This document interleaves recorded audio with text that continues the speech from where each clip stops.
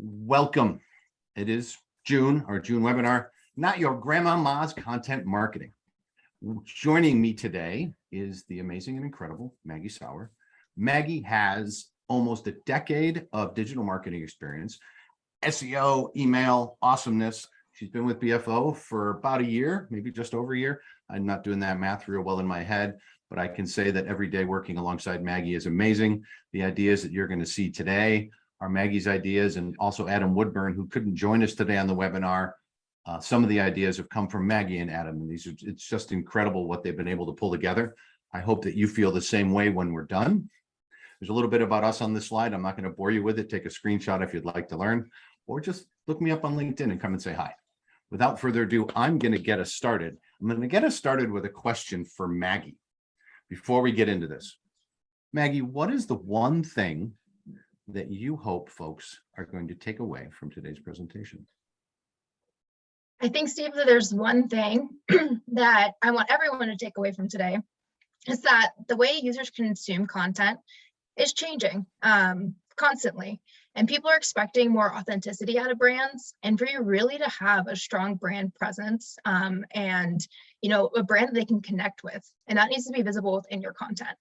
And if I can add one more point, it's also that you shouldn't be spending money on content that you don't need. So we want to make sure that you're, putting your dollar where it counts, and that you're creating content that people love and share, and that gives you the recognition you deserve.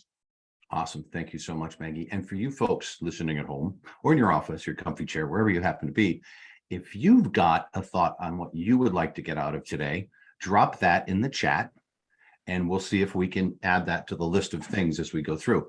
Also, Maggie has asked that we make it interactive. If you've got a question on a slide, throw it up in real time. I'm going to catch it, and I'm going to throw it back at Maggie, and we're going to see if we can answer them in real time while we're on the slides, so we can keep it in flow. So getting this thing started, what is content marketing? How do we define this?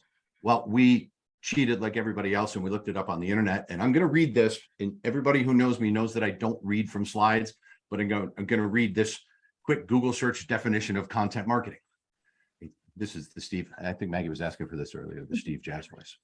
A type of marketing that involves the creation and sharing of online material, such as videos, blogs, and social media posts, that does not explicitly promote a brand, but is intended to stimulate interest in its products or services.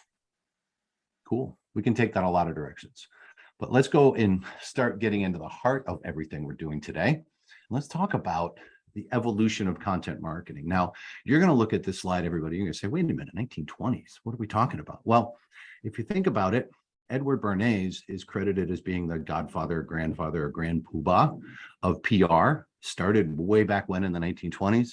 Harold Burson is credited with evolving that in the 40s and 50s, think Mad Men in that regard. And Maggie would have us lean on Mark Schaefer when we're starting to think about the third rebellion. I'm going to let Maggie dive into these because I know she's really, really passionate about how these rebellions line up and giving us some more information. Thanks, Steve. So when looking at the evolution of marketing or content marketing, it's kind of helpful to look through trends that have occurred throughout the history of marketing in general. And one way we can look at these is through different quote unquote rebellions. So that first rebellion occurred kind of in the 1920s into the 1930s. And it surrounded around the way marketing created, where essentially you told consumers anything you could in order to get them to buy a product. Think of that snake oil salesman. Whatever you said went, you just wanted someone to make the purchase. Now, of course, this led to a lot of regulations kind of during this time phrase. And a lot of that was due to the fact that the consumers, the people stood up and said, hey, don't lie to us anymore. We want facts. We want to know what's happening. Don't sell us water with food coloring in it, claiming that it's going to cure any and everything.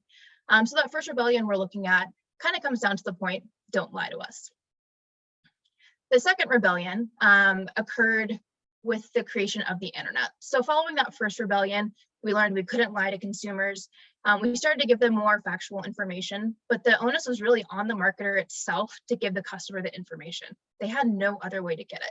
Think about a car salesman. 1950s, 1960s, you'd go in to buy a car, that car salesman would tell you everything you needed to know and give you the information you needed.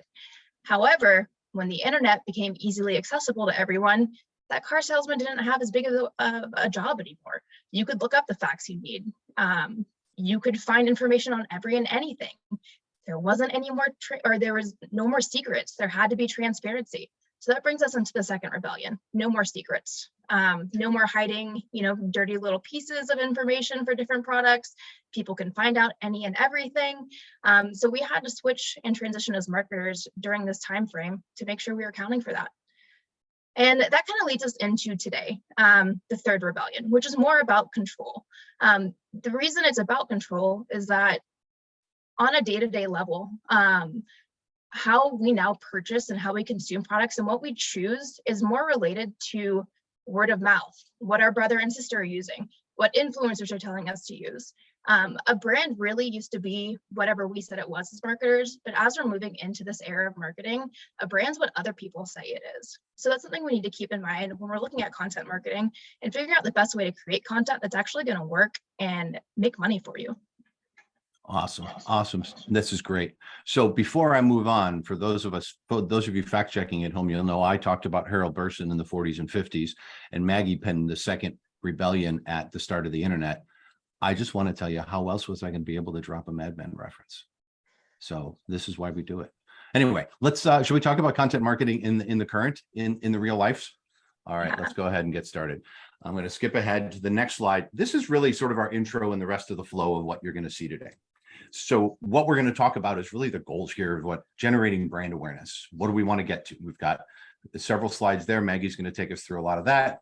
Credibility and trust. If people don't trust your brand, again, go back to brand awareness. But even if I'm aware of your brand, I might not like your brand. I don't have that credibility and trust. I need those two things. If I get those two things working, I'm going to be better off. Now, number three, educating the audience.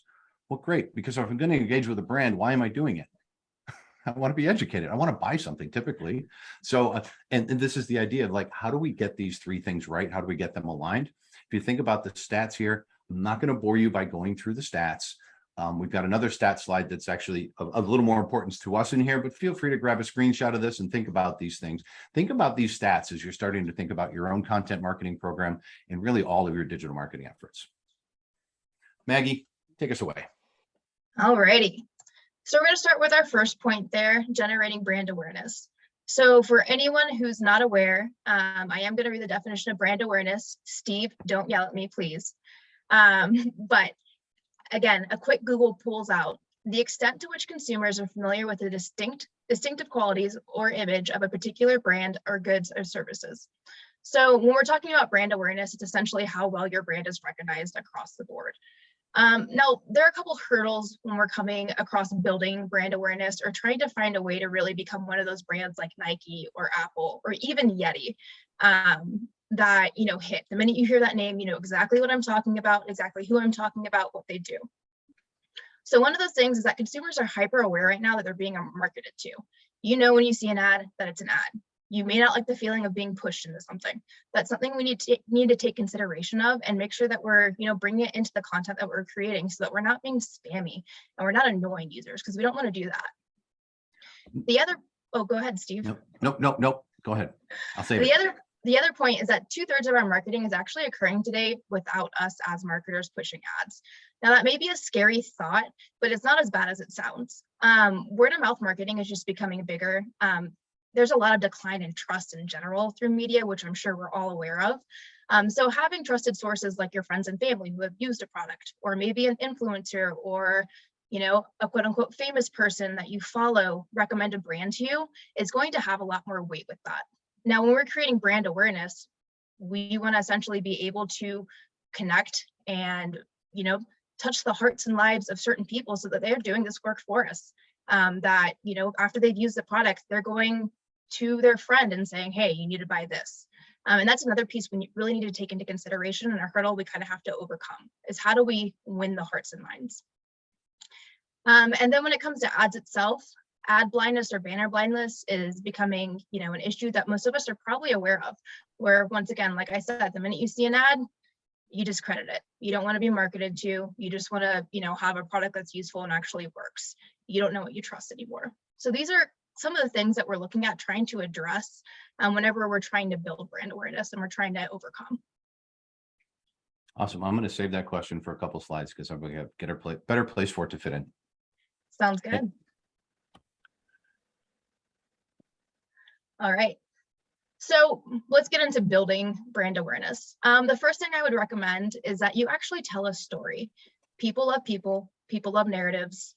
They want to connect personally now. It seems like human connection is something, especially throughout the pandemic, we've all been craving a little bit more of. And I'm sure you've noticed whenever you find a brand that has, similar beliefs around social issues or, a heartwarming story behind it, that you tend to gravitate towards it a little bit more. And the reason these brands are so successful is because they tell their story. So in every piece of content you're creating, you need to be thinking about, how am I telling my story? How am I being authentic? Because that's important. We want to be able to trust you. We don't want to be lied to.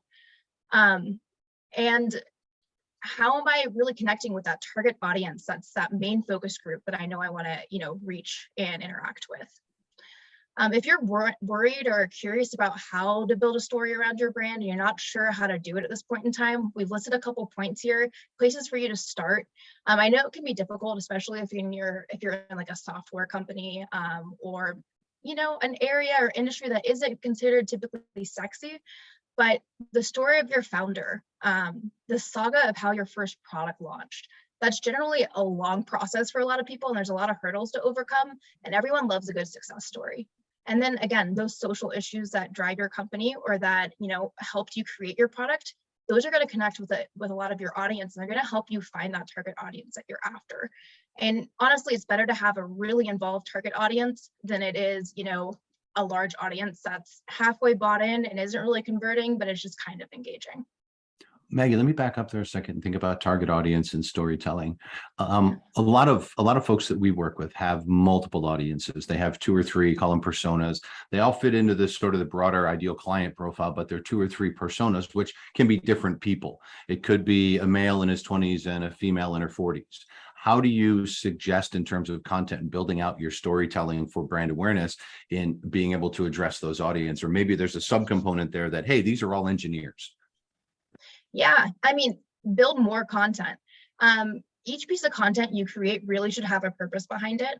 So obviously you're probably going to have your general about page that gives you the basis of that story, but you have an opportunity with each individual audience to create content that still aligns with your story. Don't lie. Don't, create something that's off the charts just to appeal. But that relates a little bit more to each specific target audience. So for instance, if you're an online marketplace and you sell, beauty products for women and beauty products for men, and you started because you have, a love of environmentally friendly products, your messaging for each piece of content that's going to be directed towards each of those bases or each of those audiences, it's probably going to be a little different. But you're still going to have that same personality. You're still going to have that same, socially conscious authenticity that you're going to make sure they're aware of. And there's not really a limit on how much content you can create if you need to. So look for opportunities in different areas like that. Awesome. Thank you. Yeah. Another thing we want to look at when we're talking about brand awareness is regional and localized messaging.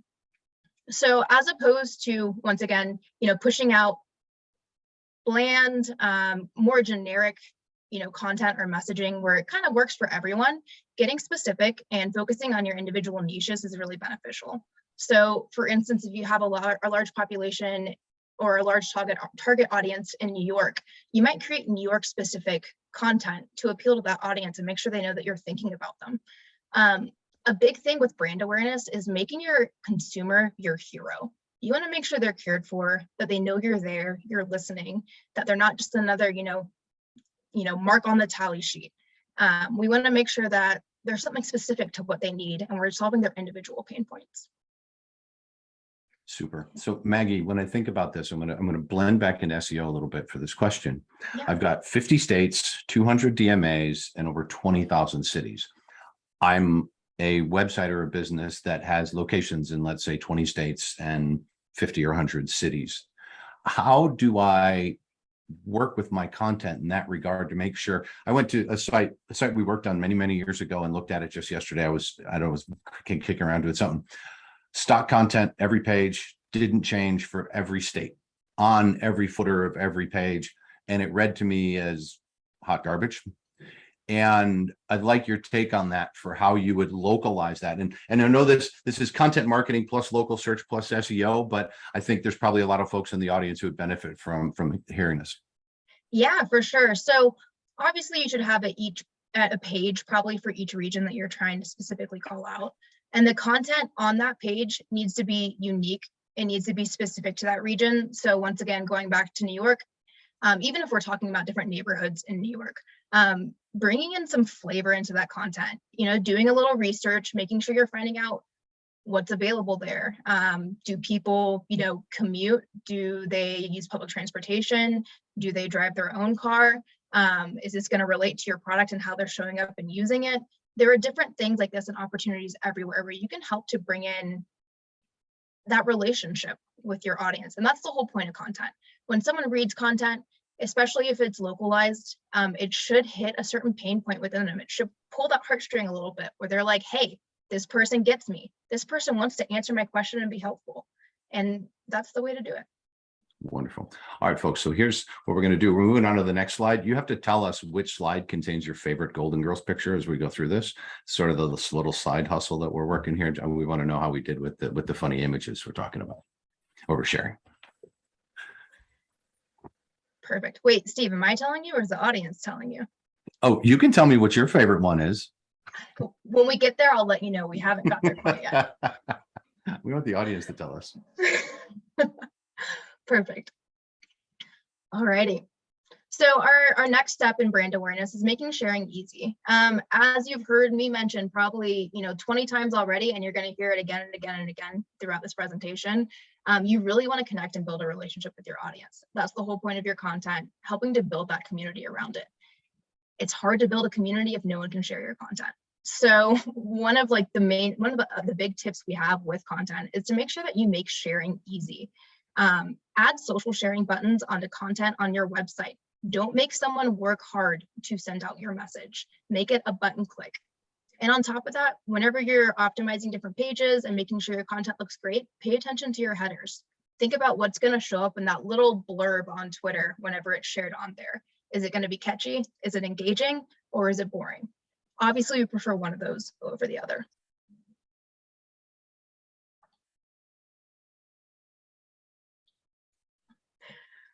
Okay. And then lastly, kind of wrapping up brand awareness, you don't really know if it's working if you don't know how to measure it.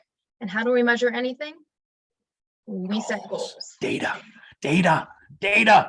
Maggie knows how I feel and how we all feel about strategy, data, goals, right? Set your goals, set a timeline. When do you need to achieve X? Is it a month? Is it a quarter? Is it a year? How far do you want to go? Are they just goals? Are they stretch goals? Are you setting 3-tier goals? But have goals. Sorry, Maggie, back to you. No, you're good. If data-driven isn't one of your buzzwords, I'm not sure how you found us. That is a huge thing that we push, we focus on. It helps you make informed decisions. And so we want to have some data to pull from in order to gauge our brand awareness. So there's a ton of ways to measure this. The 4 that we've listed here are 4 impactful ways. They're not the only ways to measure brand awareness, but they're 4 to get you started, and that'll be super helpful. So the first is direct traffic. When we're talking about direct traffic, we mean someone literally going into their URL and typing in, your website to go to it directly. Why does this matter? Well, if someone knows what your website is, they know who you are. So they obviously know how to find you, and they found you through a different way. More direct traffic equates to more brand awareness. That's kind of where it comes down to. So keep an eye on that metric.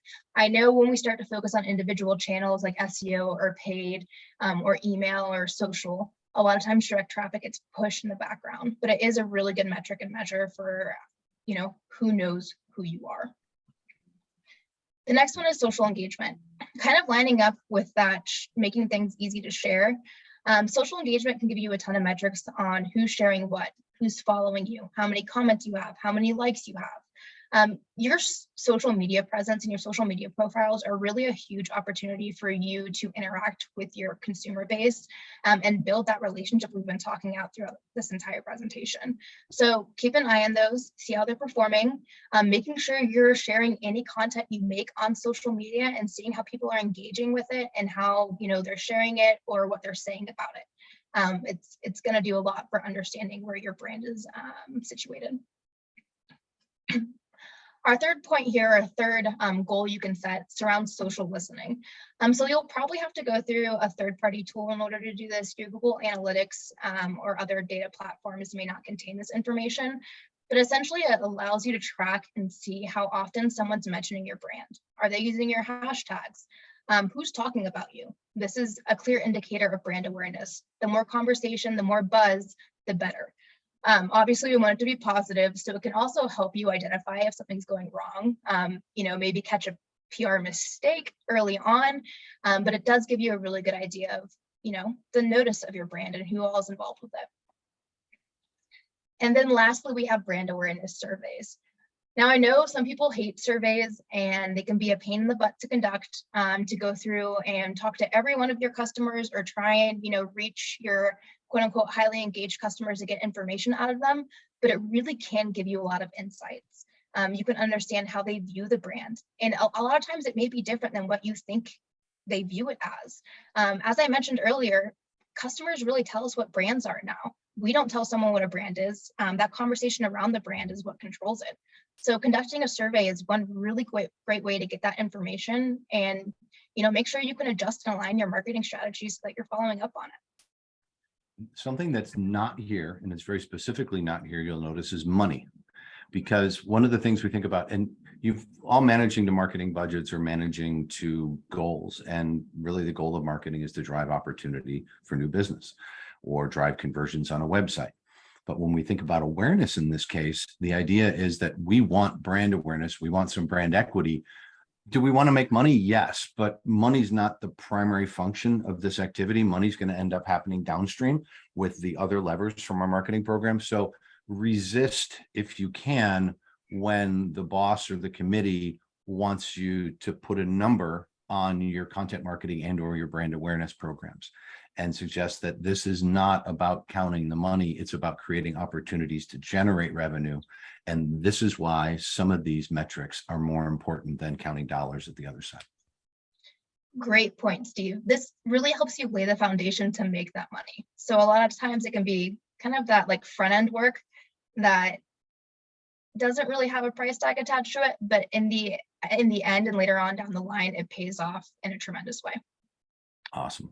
All right, we're switching gears a little bit now, moving into credibility and trust, another area that is near and dear to my heart, because I believe in authenticity and I believe in bringing your personality out. And actually some of the work we're doing internally at BFO right now that you'll start to see over the next few months is rebranding, putting our personality back into the business. In fact, even the header slide in this presentation has some of the new look and feel of what we're sort of going after, because we've come to realize as a brand that we've got a lot of credibility and trust with our clients, but there's also this idea for brand awareness that we're a little kitschy. We're not your typical digital marketing agency. We like to have a lot of fun. We like to get to know our clients and we like to deliver great results. So we bring all those things together, and this is the idea. So we're going to try and up-level our own credibility and brand awareness through some of that reawakening of the brand that some of the great folks on this call have been working on. Definitely. So segueing into our next section here, building credibility and trust, we wanted to open up with some facts for you because, facts kind of lay the data out. We love data, and they helped us build our credibility and our trust. So hopefully you trust us after reading these facts from Sprout Social. The first one is that 64% of consumers want brands to connect with them. People want to connect with a brand. They want to have that personal relationship with it. They want to feel like when they purchase from a brand, they're doing something good or fulfill something inside of them. Next is that 57% of customers will increase their spending when they feel connected to a brand. So, I know we just did this whole thing about money and brand awareness and how maybe dollars aren't the best way to, measure it. But if you can build that brand awareness and customers, want to spend more money with you, it's not a lose in any way, shape, or form. 76% of customers will buy from a brand they feel connected with over a competitor. So the minute you make that connection and someone's, bought in and into your brand, they're probably going to choose you. Once you have a real connection and that loyalty, you're going to choose that brand over something else. Think about the shampoo you use, what grocery store you shop at, These are things and choices that you make every day that you probably have some trust built with a certain brand that drives you toward them versus another. I'm going to ask a question to the group right now for a second. Throw out in the chat what brands you trust the most and brands you trust the least. Let's start with, throw some in there. What are the brands you trust the least? Throw those in the chat window. I'm curious to see what shows up for you. Walmart, Target. Anybody else? Trust the least. Spirit Airlines, Procter and Gamble. Airlines. There's a lot of trust problems with airlines now, and I think we'll see a few more of those on the list. Awesome. Thank you for that. Something that we can probably pull from that information, bigger corporate brands that may not have always been seen as ethical are the ones that we don't necessarily trust. So when I say be authentic in your content, there's a good indicator right there and kind of, the proof. Indeed. Segueing back into our facts, 70% of consumers feel more connected to brands with CEOs that are active on social. So Steve, are you active on social? I am, and I'm getting more active every day.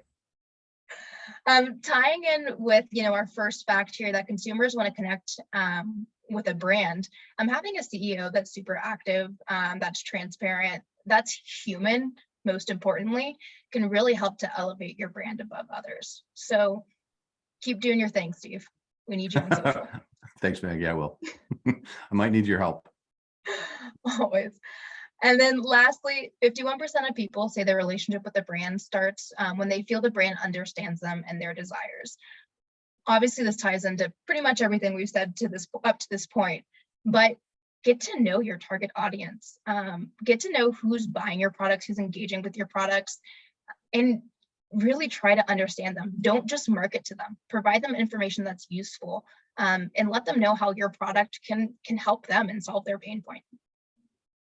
Awesome. So credibility and trust flows into honesty and transparency. It does indeed, because we don't trust people that aren't honest, right? Yeah, your spidey sense starts tingling and like, hey, wait a minute. I have these two categories of people. There's the weasels. You don't trust them, but they haven't done anything to burn you. So I have what's called the weasel, which is the bottom of the category. And then there's useful weasels, who actually people that have provided value, and they graduate from there. And then I actually tell myself that I probably mislabeled them to begin with, and then I get mad at me, and then I stop labeling people weasels, and then again later on I start the whole cycle. It's just the way this brain operates. So anyway. But the point being, you can automatically tell if someone's being untruthful with you in the way they message themselves or communicate with you.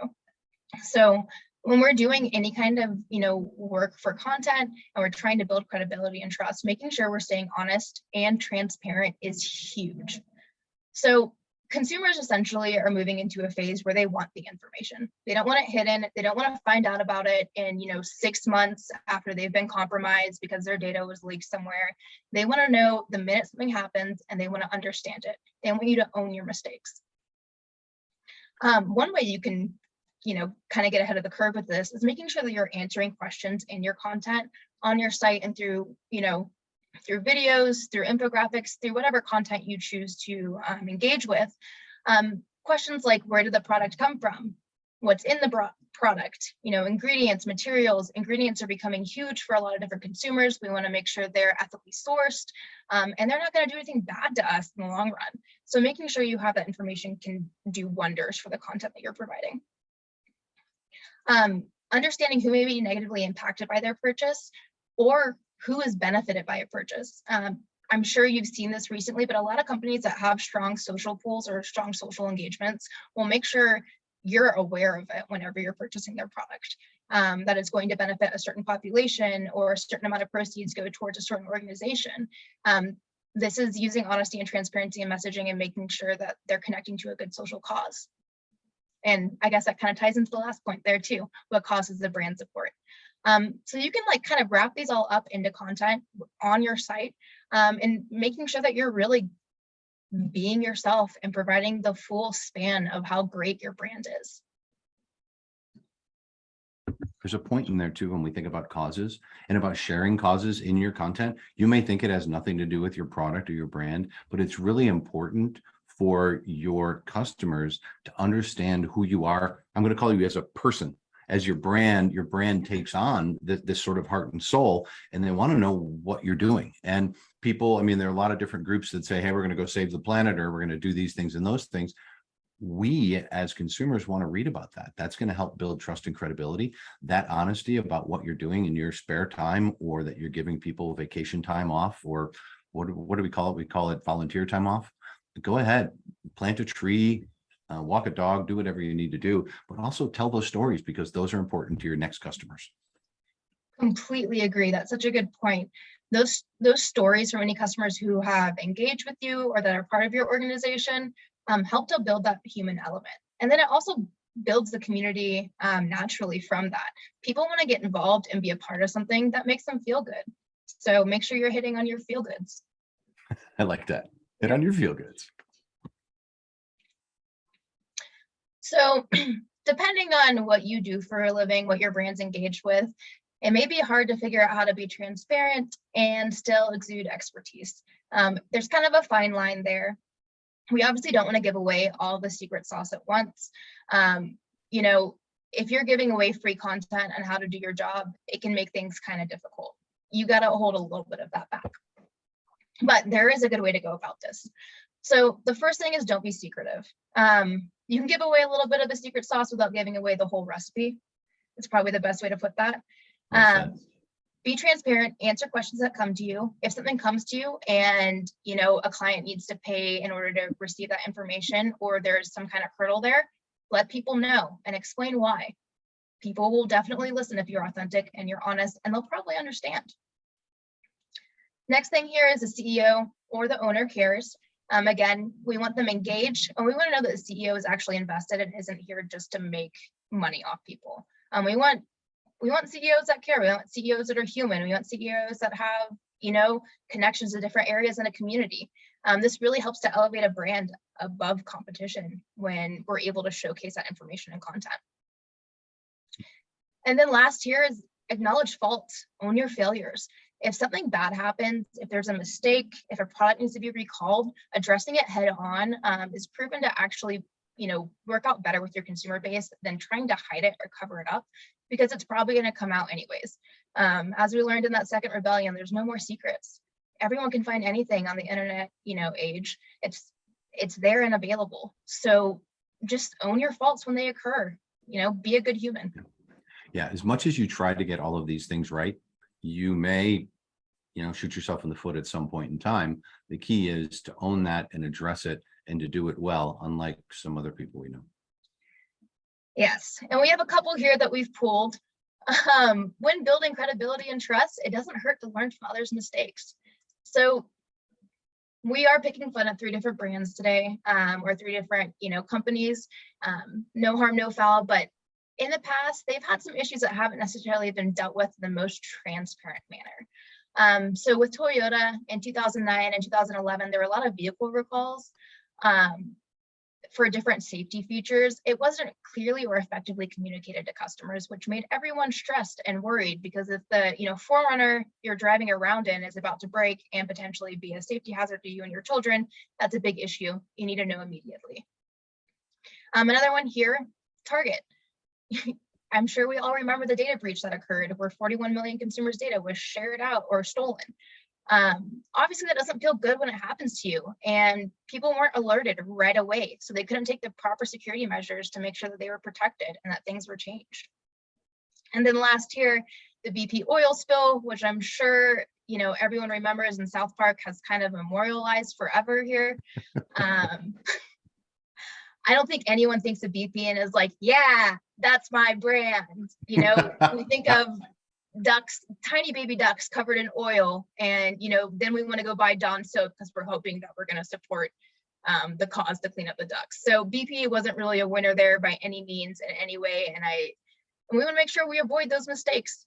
So in creating your content, make sure you're not unethical, make sure you're not lying or hiding. And if you do make a mistake, because everyone makes mistakes, just own it and be transparent and let your consumers know that you're going to do better. Well said. We can go next. All right. So here's what I want to ask folks. We're going to give away a prize. Kyle's watching. Who can name the actor on the right side of this Golden Girls image? First to name that actor is going to get some BFO swag and a mystery prize. Do, do, do, do, do, do, do, do, do, do, do, do. All right. Shannon wins. Woo! Mario Lopez, ladies and gentlemen, on loan from Saved by the Bell, or maybe before Saved by the Bell. Shannon, nice work.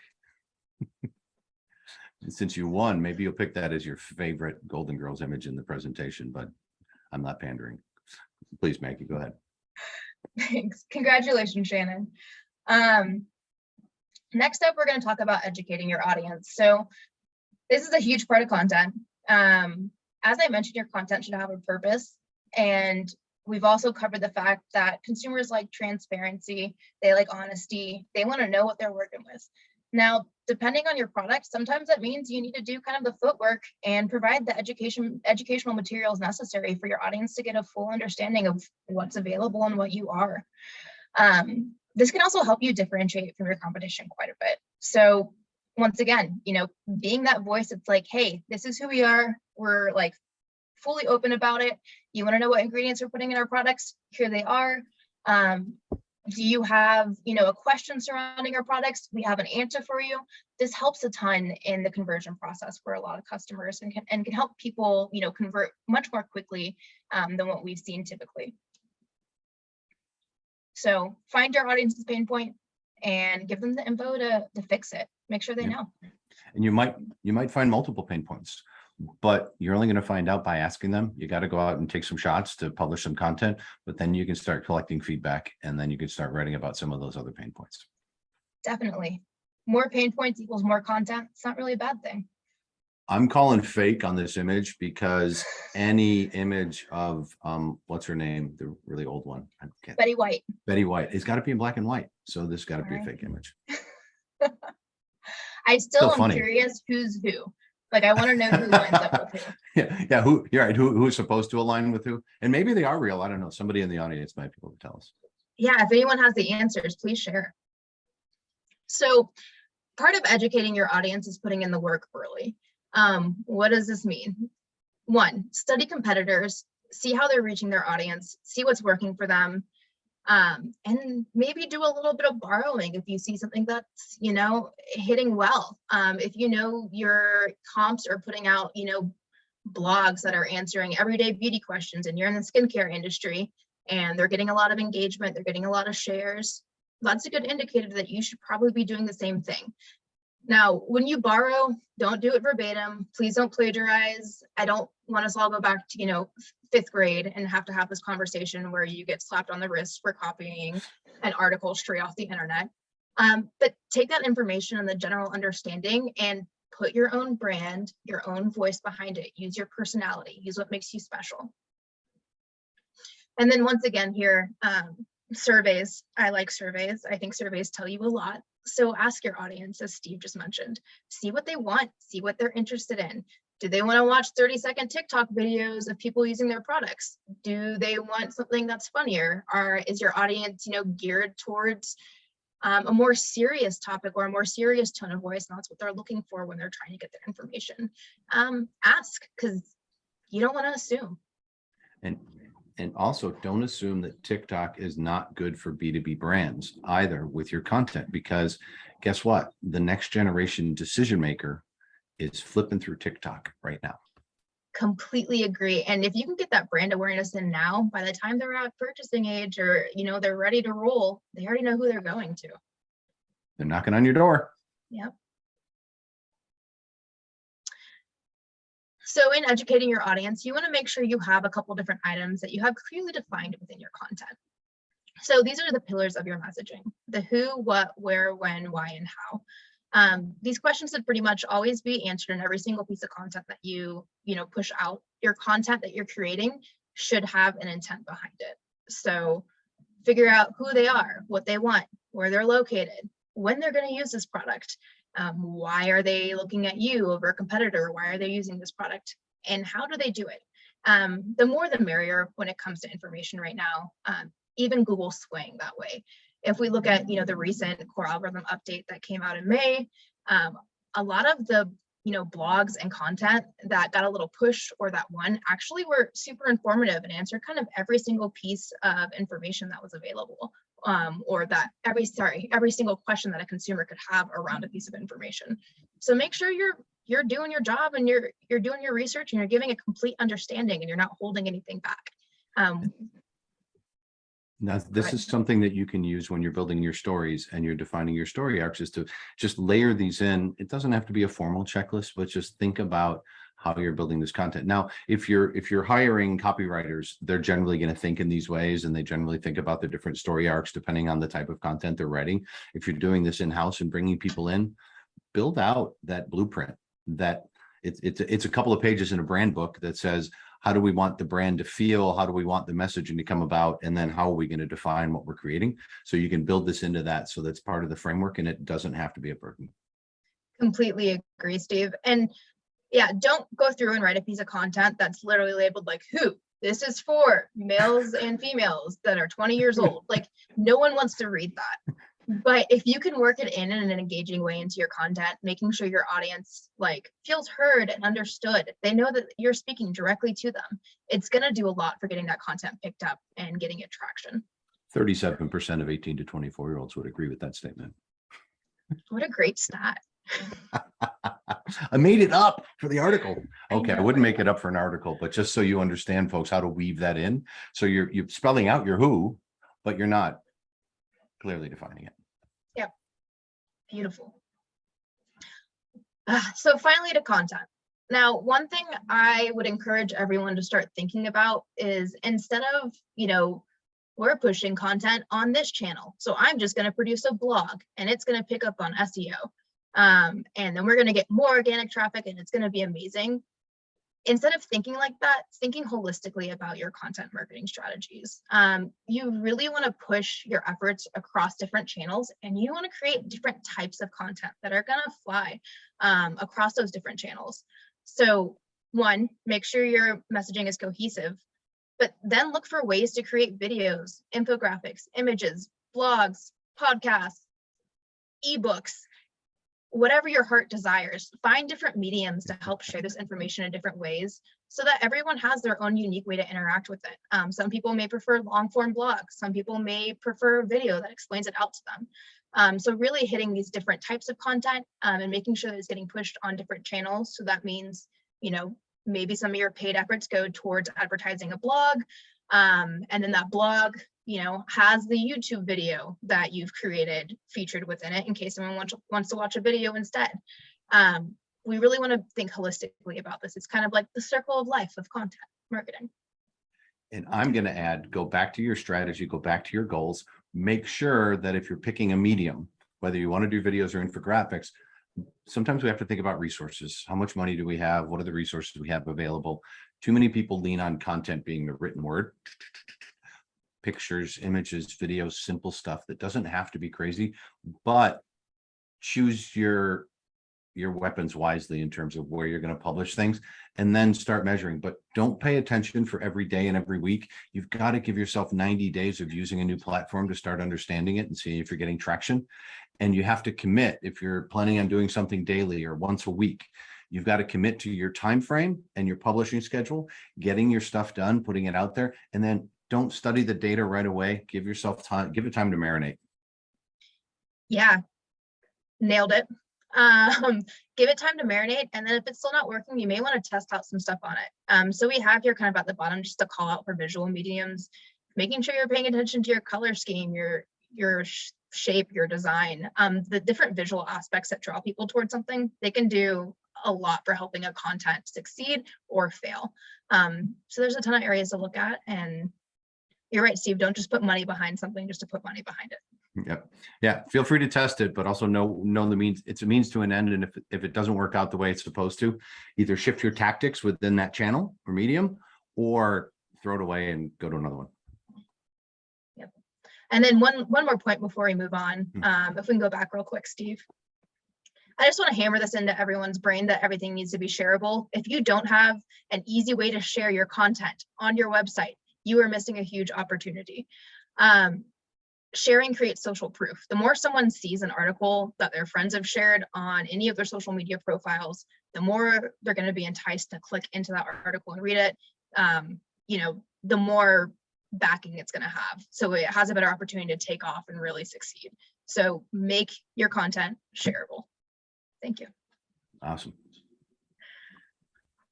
Okay, now some more actionable items. Kind of looking at best practices for videos, infographics, images, and blogs. Please feel free to screenshot if you want to take it with you.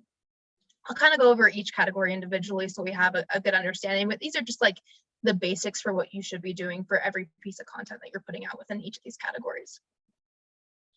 So with videos, the number one thing is you want to make sure it's publicly accessible. You'd be surprised that I've worked with clients where they've created these great videos, this great content, and then it's private because someone forgot to toggle a button on whatever video platform they're using. If people can't find it, they're not going to see it. So we want to make sure that you're making everything, you know, publicly accessible and easy to find. Make sure your videos are ADA compliant. We want to make sure we're catering to everyone.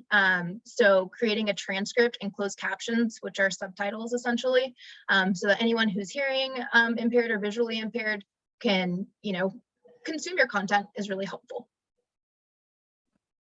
Use structured data. Also called schema. This is like a back-end code that on the SEO side of things we geek out over really hard, but it's essentially in Google's native language. So Google, whenever it reads it, doesn't feel like it has to decipher it. It just gives it the straight information. And this can actually do wonders for helping your video show up within search results and, you know, in different areas throughout the interwebs. Provide high quality thumbnails. No one wants a blurry image to, you know, be their first introduction to what a video is going to be. Hey, we had a blurry Golden Girls image earlier in the deck. Be careful here. That's Kyle, not me. So those goes not it.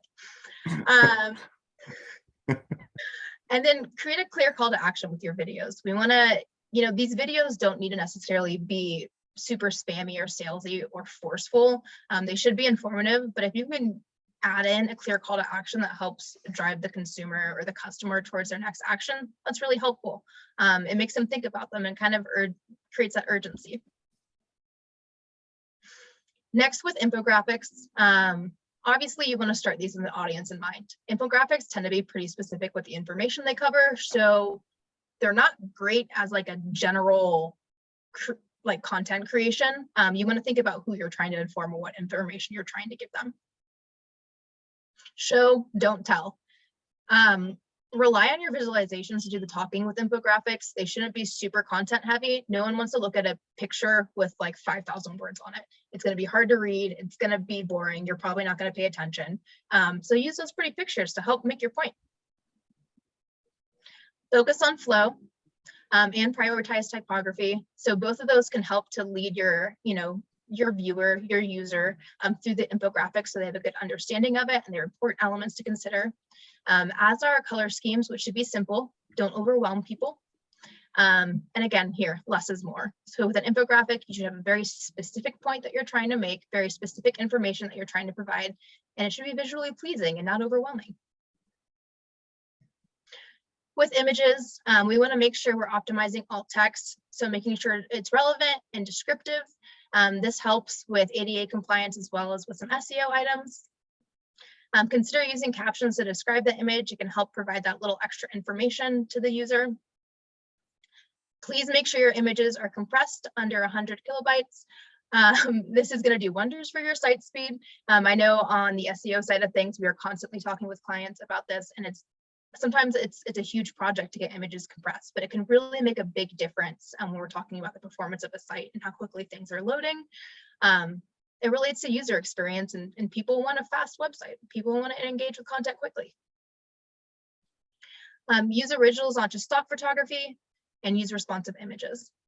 And then lastly, for blogs, make sure your headlines are optimized. They matter a lot. They make a big difference. Google's picking them up quite a bit. Write upside down. That means giving the main point of your content at the start of your blog, don't be one of those recipe bloggers that makes you scroll through 2,000 words of content before you find the recipe. Painful. So bad.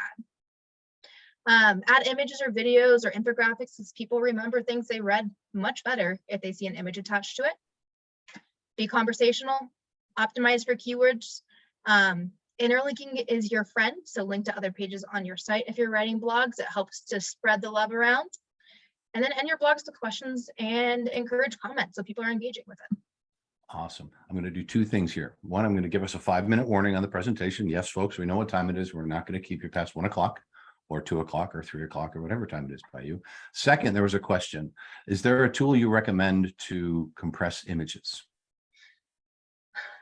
For a free tool, and depending on how many images you're doing, Kraken.io actually has like a free web interface where you can go in. You'll find a little button that says use the free web uploader, and you can actually compress images to that pretty easily. Awesome. All right, folks, a couple of slides left, not a lot. We'll get you back to your next meeting in time. Okay, I'm gonna be quick here, but I really want to make a point. Don't create content if you don't need to. Content costs money. You shouldn't be wasting money. So one of the ways that you can help make sure your content's succeeding, especially if you don't have the budget to create new content, is to refresh old content. So huge tactic we use in SEO quite often, because a lot of times older content has a little bit of kick behind it, has a little bit of page authority, but we will just see numbers decline. So when you're going through content and kind of determining what you should keep and what you should get rid of and what you should refresh, there's a couple items you can look for. One, look for content that has 20+ monthly visitors pre-update. If your site receives a lot of traffic, you're going to want to increase that threshold, but look for pages that have good engagement. Look for content that's already ranking for, valuable keyword phrases for your site. And then check your competitors to see what similar content is ranking higher than yours and why, and use that information. That's another good indicator that you can probably, get into that space a little bit more easily with a few optimizations. Absolutely. I'm going to do a plug here. I'm going to do a double plug for BFO services. One thing to think about is GA4. It's available now, and you should think about adding GA4 in addition to your Universal Analytics. And the reason I mentioned GA4 is because some of the engagement data in GA4 is a lot better than a Universal Analytics. So you're going to be able to see through your content a little differently. There's also some great tools out in the marketplace that you can do some of this with, but GA4 is going to give you a leg up on that. And if you've got content on your site and you're not sure where to start in thinking about today's content, tomorrow's content, there's a great little agency, I think BFO, who would be glad to assist you with a content audit to help you define what's there and help you develop that strategy for going forward. Definitely. All right, this is our final content slide, Maggie. Beautiful. So kind of wrapping everything up, we wanted to provide you some predictions.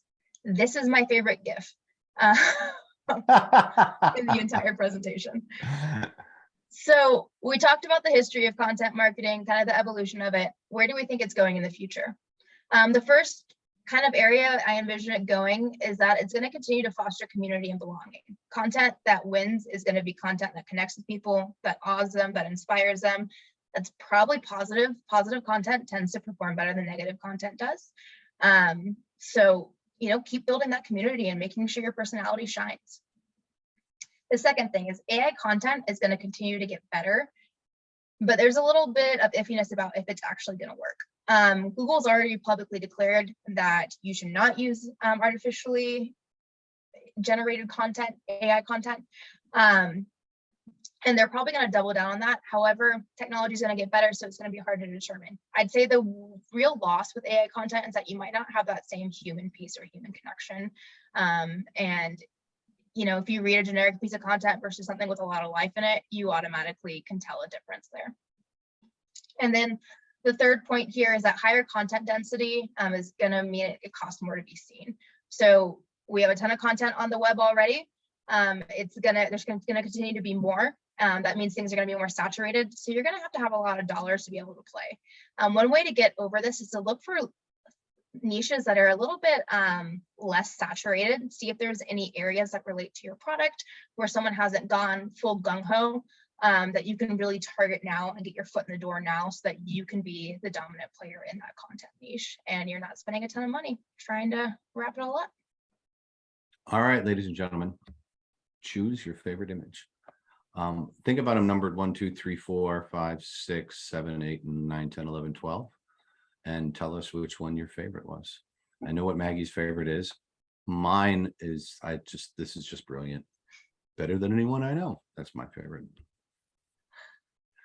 We don't have time for questions. If you do want to follow up, feel free to write steve@befoundonline.com, maggie@befoundonline.com, or marketing@befoundonline.com, and we will be more than happy to get back to you.